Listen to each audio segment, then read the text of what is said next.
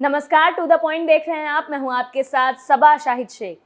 आज to the point में बात करेंगे वक्फ बोर्ड की मनमानी की और साथ ही ये भी बताएंगे कि कैसे मोदी सरकार ने वक्फ बोर्ड की सारी हेकड़ी निकाल दी। धर्म के कथित ठेकेदारों को ये बात शायद समझ में नहीं आई कि ये पाकिस्तान नहीं है, हिंदुस्तान है।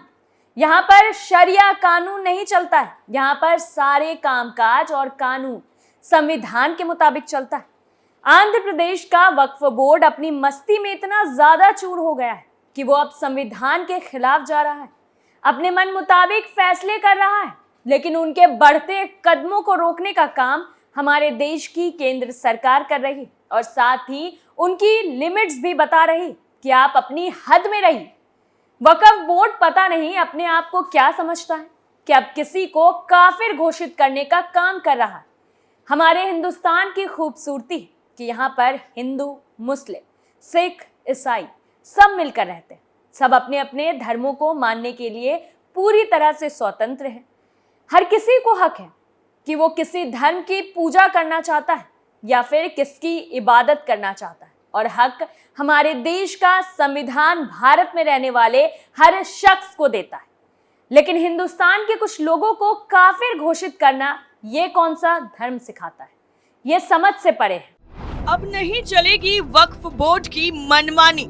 अहमदिया मुस्लिमों से वक्फ बोर्ड क्यों करता है नफरत? अहमदिया मुसलमानों के समर्थन में मोदी सरकार। वक्फ बोर्ड को केंद्र सरकार ने दी सीधी चेतावनी।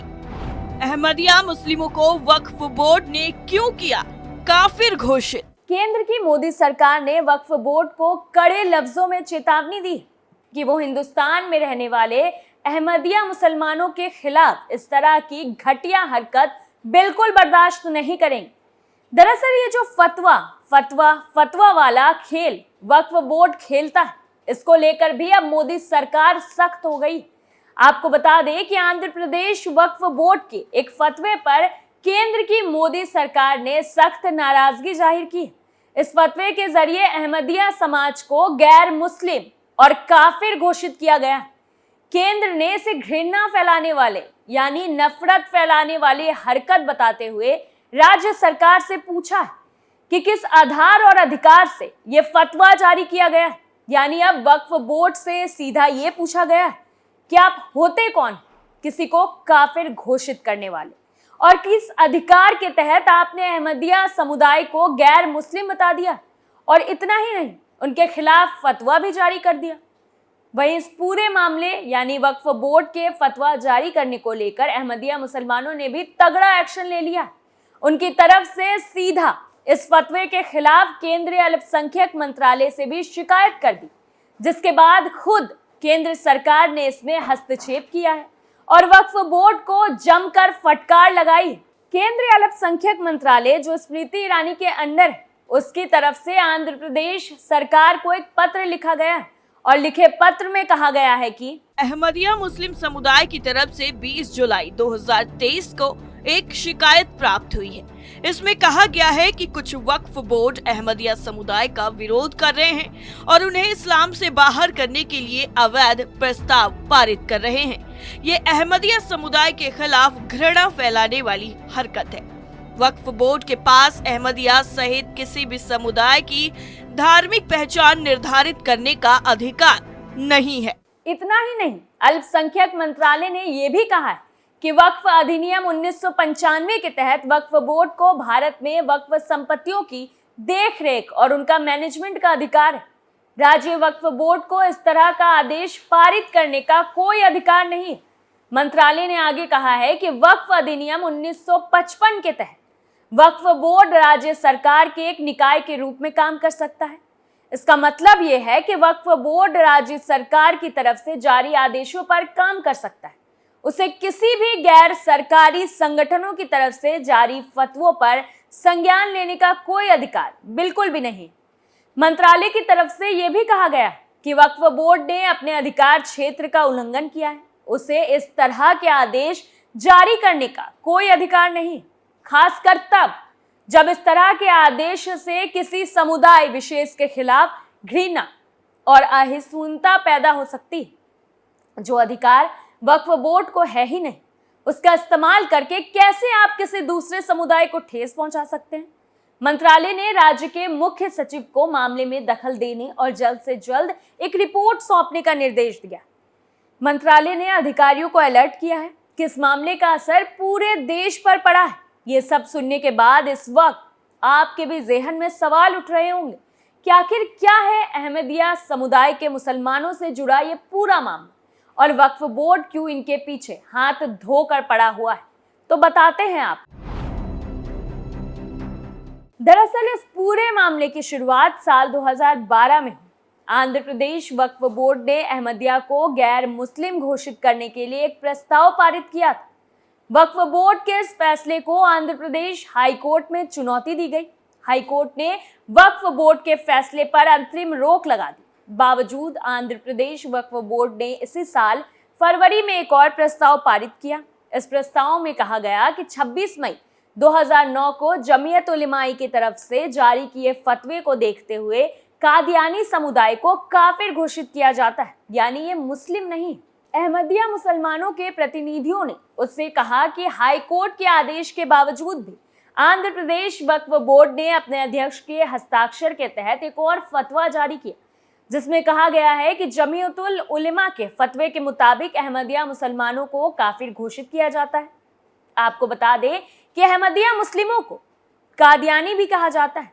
वहीं दूसरी तरफ वक्फ बोर्ड की तरफ से जारी किए गए फतवे को लेकर अहमदिया समुदाय का भी बयान सामने आया। अहमदिया मुस्लिम जमात इंडिया ने केंद्र को दिए अपने ज्ञापन में कहा कि ये प्रस्ताव उनके अधिकारों का स्पष्ट उल्लंघन है और उन बोर्डों की ऐसी गतिविधियां भेदभावपूर्ण और वक्फ अधिनियम और भारतीय कानून का गंभीर उल्लंघन है और हमारे खिलाफ एक तरह से नफरती अभियान है।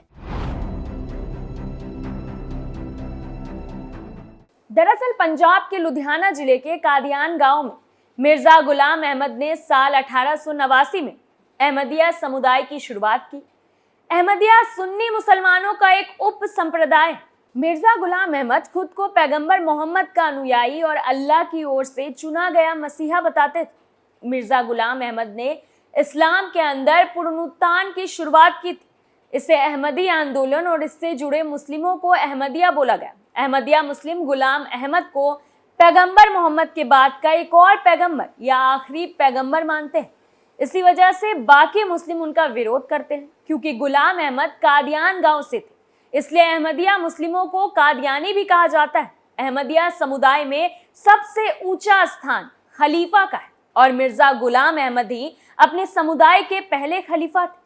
वैसे आपको बता दें कि मिर्जा गुलाम अहमद के विचारों के मुताबिक कुरान अल्लाह की आखिरी किताब है, इसका कोई हुक्म और कोई आयत नहीं है। वहीं अहमद का मानना है कि पैगंबर मोहम्मद कोई आखिरी पैगंबर नहीं थे। हालांकि यही विचार है जिनकी वजह से वक्फ बोर्ड अहमदिया समुदाय के खिलाफ एक के बाद एक फतवे जारी करता रहता है। लेकिन इस बार पूरे मामले में खुद केंद्र सरकार ने हस्तक्षेप किया, जिसके बाद राज्य के वक्फ बोर्ड की मुश्किलें बढ़ती हुई नजर आ रही।